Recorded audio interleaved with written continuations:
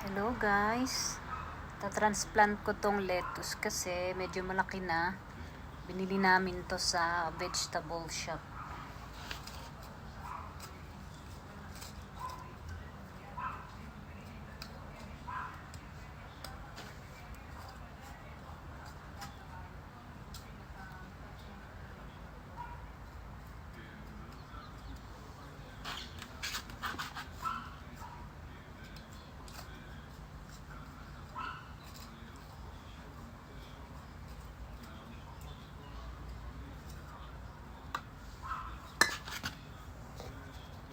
Ayan po, 4 na piraso lang kasi gusto ko munang i-try.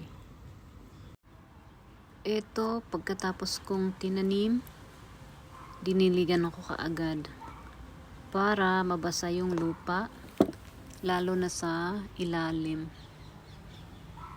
Sana wag namang kainin to ng uod. Sayang naman.